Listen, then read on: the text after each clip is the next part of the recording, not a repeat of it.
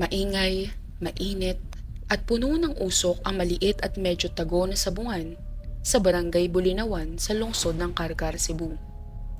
Noong hapon ng October 14, 2015, halos mayayandig ang bubong na gawa sa nipa at kalawanging yero dahil sa walang humpay na hiyawan ng mga tahor at miron. Ang lungsod ng Carcar na kilala sa mga makasaysayang estruktura, kultura at masarap na chicharon ay may iba ring mukha sa likod ng mga tago nitong pasugalan. Ito ang mukha ng desperasyon, ng mabilisang salapi at ng mga buhay na nakataya sa bawat pusta. Sa isang iglap, nabasag ang tipikal na ingay ng sabong sa sulok na iyon ng Bulinawan. Pinalitan ito ng sunod-sunod na matitinding putok ng baril. 4 na putok na umalingaw-ngaw at nagdulot ng matinding kaguluhan. Ang mga meron na kanina lang ay sumisigaw ng kanilang mga pusta ay nagunahan sa pagtakbo palabas. Nagtutulakan at nagiiyakan dahil sa takot.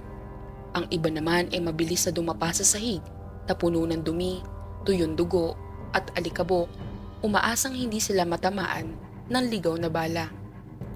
Ang mga bala ay dumiretso at tumama sa katawan ni Jovito Celerio, 31 years old, isang kilalang manunugal at sabungero sa lugar. Habang dumanak ang malapot na dugo sa lupang may mga nagkalat na balahibo ng manok, doon nagwakas ang isang magulong kabanata ng kanyang buhay. Sa gitna ng nagpulasang karamihan, walang sino man ang lumapit agad upang tulungan siya. Ang lahat ay binalot ng takot. Takot na baka bumalik ang salarin o takot na madamay sa isang gulo na alam nilang may malalim na pinag-ugatan. Maniniwala ba kayo na kahit ang babaeng may asawa ay pwede ring masungkit ng lalaking may pera? Sa realidad ng ating lipunan, madalas nating marinig ang ganitong mga kwento. Ngunit kadalasan naman, ang mga lalaking may salapi ay yaong may mga edad na dahil kailangan nga ng mahabang panahon para makaipon. Lalo na kung galing ka sa kahirapan. Sabi nga rin ng mga lalaking babaero sa mga inuman sa kanto, mas madaling hulihin ang manok kapag nakatali na. Isang bastos, mapait at seksis na biro na madalas sambitin kapag sumasapit ang gabi at lasing na ang mga tambay. Dahil kahit sabihin pa nating modern at independent ang mga babae ngayon, iba pa rin ang sistema sa tunay na buhay. Ang lalaki pa rin ang inaasahang bumuhay sa pamilya ayon sa lumang tradisyon. Kapag ang lalaki ay yumaman, sasabihin niyang pwede na siyang magpamilya dahil may mapaglalaanan na siya ng kanyang kinikita. Pero kapag ang babae ang kumita ng pera, lalo na kung dalaga, sasabihin niyang strong and independent siya. Dalawang magkaibang mindset.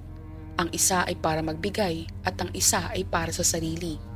Ngunit sa kwentong ito, ang tadhana ay nagkaroon ng malupit, masalimuot at madugong kabaliktaran. Si Marites Celerio ay 28 years old. Noong taong 2015, siya ay tubong Argao, Cebu, isang tahimik at payapang baybayin bayan sa timog kung saan ang mga lumang istruktura ng simbahan at malalawak na taniman ng kakao ay nagsisilbing palamuti sa kapaligiran. 21 years old pa lamang si Marites nang mapangasawa niya si Jovito Celerio. Sa simula, puno ng pangarap ang kanilang pagsasama. Tulad ng maraming bagong kasal, umaasa sila na ang kanilang pagmamahalan ay sapat na upang malampasan ang anumang hirap at hamon sa buhay.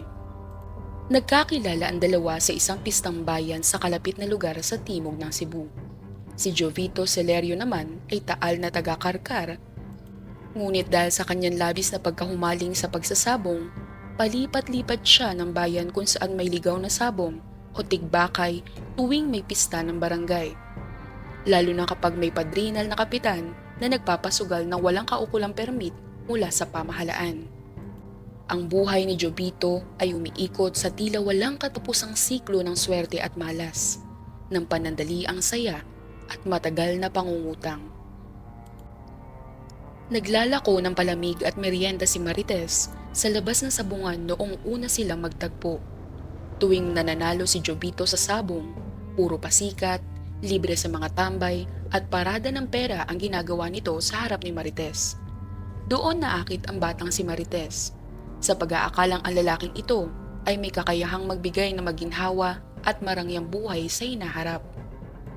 Akala niya mabilis at madali ang kita sa pagsasabong ng manok. Ngunit ang tanong na hindi niya naitanong noon, lagi ba talagang nananalo sa sugal? Ang sagot ay hindi. At sa realidad, mas madalas ang talo kaysa panalo. Ang mabilis na salapi ay mabilis din palang nawawala sa isang ihip lang ng hangin. Matapos silang ikasal at manirahan sa karkar, unti-unting gumuho ang mga pangarap ni Marites. Napilitan siya mag-apply bilang isang promodizer sa isang sikat na mall sa lungsod ng Cebu. Dahil ang kita ni Jobito sa sabong ay hindi kailanman naging sapat para sa pang-araw-araw na gastusin. Doon siya nagtiis ng ilang taon, bumabiyahe araw-araw ng ilang oras mula Karkar hanggang Cebu City at pabalik. Dahil may anak na silang kailangan pakainin, bihisan at pag-aralin. Habang tumatagal ang panahon, unti-unting nabubunyag ang totoong pagkatao ni Jobito Celerio. Ang pagsasabong na akala ni Marites ay libangan lang noong una ay naging tanging trabaho na ng kanyang asawa. Kapag nananalo, panay ang inom ni Jobito kasama ang mga kaibigan at linta sa baso. Nagpapakain sa buong barangay upang magmukhang mayaman at makapangyarihan. Ngunit kapag natatalo, siya ay bugnot, mainitin ang ulo at panay ang angil at away sa loob ng kanilang bahay. Umaasa na lamang si Jobito sa padala ng kanyang mga magulang na nagtatrabaho sa abroad bilang mga manggagawa sa gitnang silangan. Ngunit ang pera para sana sa pamilya at sa kinabukasan ng bata ay dumediretso pa rin sa tari. Feeds, vitamins at tayaan sa sabungan. Dumating sa punto na si Marites na ang solong bumubuhat sa pamilya. Siya nagtatrabaho sa mall, nag-aalaga sa bata pag-uwi sa gabi at nagbabayad ng kuryente at tubig. Habang si Jobito naman ay paikot-ikot lang sa mga sabungan sa buong lalawigan ng Cebu mula sa Hilaga hanggang sa Timog. Umaasang makatsamba ng isang malaking panalo na mag-aahon sa kanila sa kahirapan. Dahil sa sunod-sunod na pagkatalo, lumubog si Jobito Celerio sa isang malaking utang kay Kapitan Teodoro, ang makapangyarihan chairman ng isang barangay sa Karkar. Si Kapitan Teodoro ang kilalang padrino ng mga sugarol sa sugal at sa lugar, isang taong may malalim na impluwensya sa lokal na politika at sa mga iligal na pasugalan. Mabait tignan sa unang tingin at laging nakangiti, ngunit may patong na mabigat na interes kung magpautang. Ayaw ng kapitan na napuputol ang laban. Kapag may naubusan ng taya sa mesa, papautangin niya ito ng mabilis basta sa kanya ang direktang bayad at may kasamang mataas na interes kapag nakabawi ang manunugal. Umabot sa halos 30,000 ang utang ni Jobito kay Kapitan Teodoro. Isang halagang napakalaki para sa isang pamilyang umaasa lang sa maliit na sweldo ng isang promodizer. Isang hapon, mismong araw ng pahinga ni Marites mula sa kanyang trabaho sa mall, narinig niya ang ugong na motorsiklo sa labas ng kanilang maliit at lumang bahay. Bumaba si Kapitan Teodoro kasama ang dalawang matitipunong tauhan nito na lagi may bitbit na kahina-hinalang bag sa kanilang baywang. Tinawag ng kapitan si Jovito sa isang mahinahong boses, ngunit may nakatagong banta na kayang magpatindig ng balahibo. Lumabas naman si Jovito na halatang kinakabahan. Namumutla ang mga labi at naupo sila sa bangkong kahoy sa tapat ng bahay. Habang nag-uusap sila, si Marites ay nakikinig sa likod ng pinto. Pinapakiramdaman ang bawat galaw at salita sa labas. Direktang ipinapaalam ng kapitan na hindi na biro ang naipong utang at kailangan na itong maibalik sa lalong madaling panahon. Nakiusap naman si Jobito. Yumuyuko at halos sumalik sa lupa habang humihingi ng kaunting panahon pa upang makasali sa susunod na malaking derby at makabawi. Hindi na nakatiis si Marites at lumabas upang magmakaawa sa pinuno ng barangay. Ipinaliwanag niya na wala na silang maitatabi na pera at siya na lamang ang nagtatrabaho para sa pamilya. At ang sweldo niya ay sapat lang sa bigas at gatas ng bata. Tumingin si Kapitan Teodoro kay Marites mula ulo hanggang paa. Pinagmasdan ang hubog ng katawan nito at pinuri ang kasipagan at kagandahan ng babae sabay ngiti ng kakaiba. Ang malagkit at malaswang titig na iyon ay ikinabahala ni Jobito, ngunit wala siyang lakas o tapang na pumalag dahil sa kanyang malaking atraso. Upang may makuha bilang kolateral, Nag-utos si Kapitan Teodoro sa kanyang mga tauhan na hatakin muna ang tricycle at motorsiklo ni Jobito bilang paunang kabayaran hanggang sa makabawi ito sa utang. Wala nang nagawa si Jobito kundi panoorin ang paghila sa sasakyang binili pa ng kanyang mga magulang mula sa kanilang pawis at sakripisyo sa abroad. Bago sumakay sa kanyang mamahaling sasakyan, lumingon pa si Kapitan Teodoro at nag-iwan na makahulugang papuri tungkol sa kung gaano kaswerte si Jobito sa pagkakaroon ng isang napakagandang asawa. Doon nagsimula ang totoong impyerno sa kanilang tahanan pagkaalis ng mga naniningil. Nag-away na matindi ang mag-asawa na umabot sa pisikal na paghahagis ng mga gamit. Puno ng murahan, sumbatan at iyakan na umabot sa pagdinig ng kanilang mga kapitbahay. Sinumbat ni Marites ang pagiging sugarol, walang ambag at batugan ni Jobito, na hanggang sa tsinelas na suot nito ay asawa pa ang bumibili. Naisipan ni Marites na umuwi na lamang sa Argao kasama ang bata. Ngunit naalala niya ang kanyang ama na matagal nang tutol sa kanilang kasal dahil alam nitong sugarol ang lalaki. Ayaw niyang tiisin ang kahihiyan at ang sumbat ng sariling magulang, kaya pinili niyang manatili sa Karkar at tiisin ang hirap. Sa halip na isang simpleng kwento ng selos o pagnanasa sa babae, ang takbo ng buhay ng mag-asawa ay radikal na nagbago. Upang unti-unting mabayaran ang kanyang utang kay Kapitan Teodoro, pumasok si Jobito bilang isang kargador at nag-aayos ng mga papeles sa opisina ng barangay.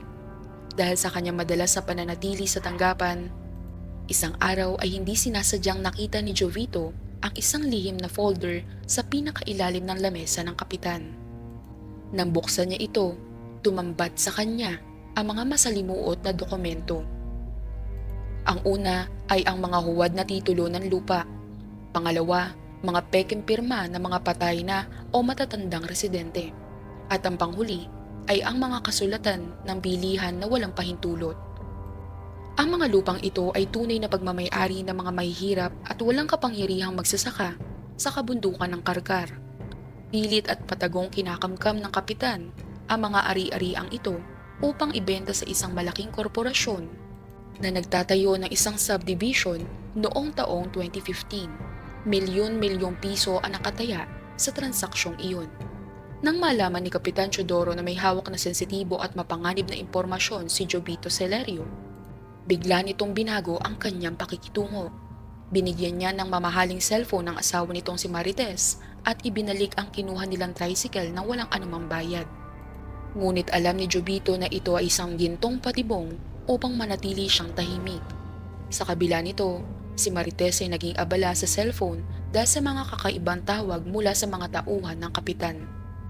Hindi ito tawag ng panliligaw, kundi mga direktang banta sa kanyang buhay at kanyang pamilya kung magbabalak si Jobito na magsumbong sa mga otoridad o sa media sa lungsod ng Cebu. Si Jobito, sa kanyang takot at lito, ay nagsimulang mag-imbak ng mga kopya ng pekeng dokumento bilang kanyang insurance. Gabi-gabi ay nag-aaway sila ni Marites dahil pinipilit ng babae na itigil na ang panghihimasok sa mga maduruming gawain ng kapitan upang hindi sila mapahamak. Nakarating rin sa usapan sa mga sabungan na may matinding alitan ang kapitan at si Jobito hinggil sa isang malaking transaksyon.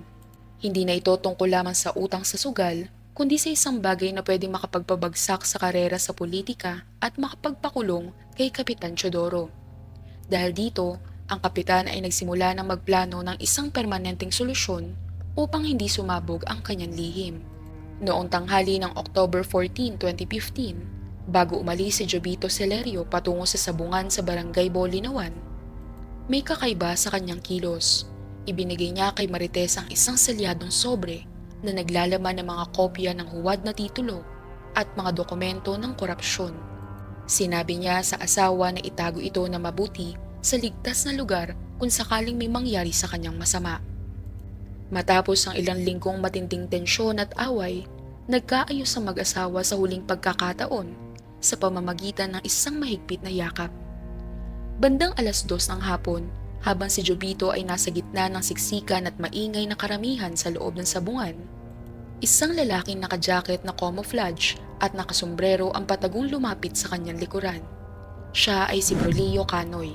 Nang walang rason o babala, Bumunot ito ng baril at binaril si Jobito ng 4 beses sa dibdib. Sa gitna ng usok at kaguluhan, mabilis na tumakas si Kanoy patungo sa masukal na kawayanan sa likod ng sabungan. Si Brolio Canoy ay isang kilalang gun for hire o teralong na madalas bayaran ng mga sindikato sa Cebu para sa mga maruruming trabaho. Ngunit sa pagkakataong ito, mabilis kumilos ang tadhana. Kinagabihan, nadakip ng mga pulis karkar si Brolio Canoy sa isang biglaan checkpoint habang papalabas ng lungsod sakay ng isang motorsiklo. Habang nagluluksa si Marites sa tabi ng malamig na bangkay ng kanyang asawa, naging matapang siya. Dinala niya ang salyadong sobre sa opisina ng National Bureau of Investigation o ang NBI sa lungsod ng Cebu upang magsilbing matibay na ebidensya laban sa mga utak sa pagpatay. Sa loob ng presinto at sa harap ng mga abogado, nagbigay ng isang malaking extrajudicial confession si Brolio Canoy. Direktang itinuro ng hitman na si Kapitan Teodoro ang nagbayad sa kanya ng malaking halaga upang patahimikin si Jobito Celerio dahil sa hawak nito mga dokumento ng lupa na pwedeng sumira sa kapitan. Dahil dito, opisyal na sinampahan ng kasong murder ang dalawa sa Regional Trial Court. Matapos ang ilang taon ng mahaba, magastos at nakakapagod na paglilitis, lumabas ang desisyon ng korte. Hinatulan ng parusang reclusion perpetua o ang habang buhay na pagkakakulong sa National Bilibid Prison si Brolio Canoy. Si Kapitan Teodoro naman, ang utak ng mga pangyayari ay malaya sa kasong murder. Sa kabila ng mga kopyang dokumento na isinumite ni Marites, si Kapitan Teodoro ay naabsuelto pa rin sa kasong murder. Ito ay dahil sa kakulangan ng iba pang direktang pisikal na ebidensya na mag-uugnay sa kanya sa mismong araw ng pagbaril. At dahil na rin sa biglaang pagbawi ng ilang mahahalagang testigo sa kanilang mga naunang salaysay. Isang bagay na hindi nabago dahil sa takot, sa ganti at kapangyarihan ng kapitan. Bagamat nakaligtas si Kapitan Teodoro sa kasong kriminal ng pagpatay, ang mga dokumentong iniwan ni Jobito ay hindi naging walang silbi. Ang kapitan ay naharap naman sa isang hiwalay at matinding investigasyon ng ombudsman hinggil sa sistematikong korupsyon sa lupa at pang-aapi sa mga magsasaka. Si Jobito Celerio naman ay tuluyan ng nailibing sa malamig na sementeryo ng Karkar. Ang kanyang buhay na nagsimula sa ingay at bisyo ng sabungan ay nagwakas sa isang marahas na kamatayan. Bit-bit ang mga katotohanang binuwisan niya ng buhay sa ilalim ng isang madilim, madugo at baluktot na sistema ng lipunan. Si Marites naman, kasama ang kanyang anak, ay bumalik sa tahimik na bayan ng Argao. Bit-bit ang sugat ng kahapon at ang aral na ang sugal ay walang ibang hatid kundi pawang kapahamakan.